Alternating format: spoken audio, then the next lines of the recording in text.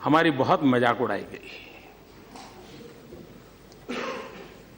मैं नहीं जानता हूं इस प्रकार का भाषा का प्रयोग जो कर रहे थे उचित होता था। यहां तक कह दिया कि आपको वीजा दे रहे हैं पार्लियामेंट में आने का। इस प्रकार का प्रयोग करने वाले लोगों को मैं और तो कुछ कहता नहीं हूं, लेकिन मैं इतना कहता हूं, अंतर्राष्ट्रीय स्थानों पर कुछ काम निर्धारित होते हैं जिसको करने पड़ते हैं। उन मीटिंगों में पहले के प्रधानमंत्रियों को भी जाना पड़ता था, इस प्रधानमंत्री को जाना पड़ता है, और भविष्य में जो आएगा उसको भी जाना पड़ेगा। लेकिन वही एक मजाक का विषय बन जाए कि हमारी राजनीति इतनी नीचे आ गई है कि हम कोई ऐसी बातों की चर्चा कर रहे हैं कि आपके पास मेरी आलोचना करने के लिए और कोई मुद्दे नहीं बचे। लेकिन मैं कहना चाहता हूं, अगर आपको देश की इतनी चिंता थी तो आप इस देश का प्रधानमंत्री विदेश गया तो कितना समय कहां बिताया, कभी उसकी भी तो जांच कर लेते, कभी उसकी भी तो इंक्वायरी कर लेते। मैं आज कहना चाहता हूं जी, मैं जापान गया तो जापान मेरे कार्यक्रम में मैंने एक कार्यक्रम क्या जोड़ा, मैं वहां एक नोबेल लॉरिएट साइंटिस्ट यामाहा को मिलने गया। क्यों? फोटो निकलवाने के लिए। मैं इसलिए किया गया कि उन्होंने स्टेम सेल के अंदर जो रिसर्च की है, मैंने जितना पढ़ा था तो मेरे मन में आया था शायद इनकी एक खोज हमारे काम आ सकती है क्या।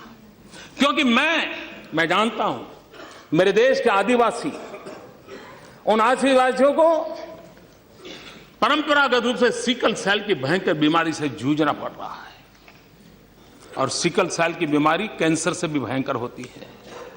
जिन्होंने सिकल सेल की बीमारी वालों के विषय में पूछा है तो पता चलेगा ये कितनी पीड़ादायक होती है और पीढ़ी दर पीढ़ी चलती है।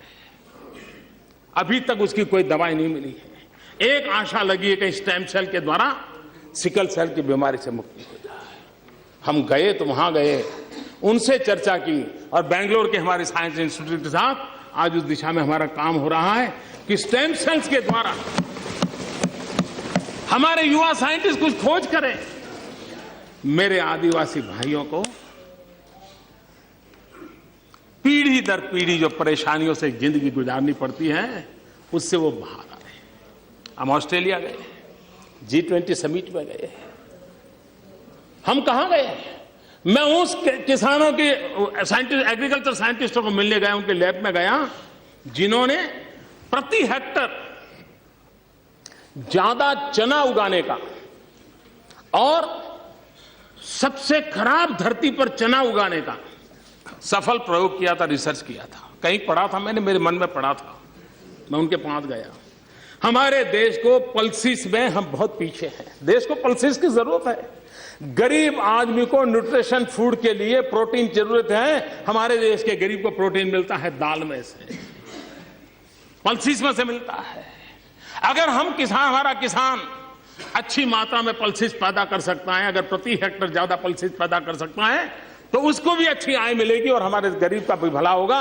और इसलिए मैं उन साइंटिस्ट को पास जाकर के घंटे बिताए समझने के लिए कि बताइए मेरे देश के किसानों को ज्यादा पल्सिस पैदा करने के लिए क्या रास्ता हो सकता है, ज्यादा चना पैदा करने के लिए क्या रास्ता हो सकता है, अरहर पैदा करने के लिए क्या रास्ता हो सकता है, उसके लिए मैंने समय बिताया।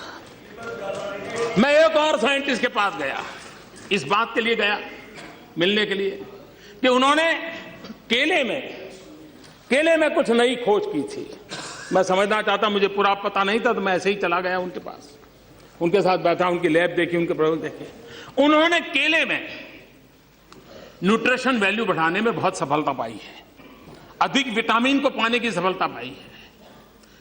केला ये अमीरों का फल नहीं है मेरे भाइयों बहनों, केला एक गरीब से गरीब का फल होता है।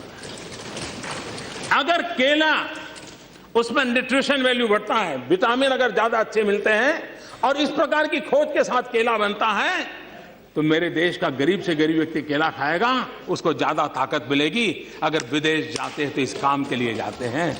देश का गरीब हमारे दिमाग में होता है, देश का आदिवासी हमारे दिमाग में होता है, देश का किसान हमारे दिमाग में होता है। और दुनिया में दुनिया में जो भी अच्छा है, जो मेरे देश के गरीबों के काम आए, उसको लाने की एक तड़प होती है। उस तड़प के लिए हम कोशिश करते हैं और इसलिए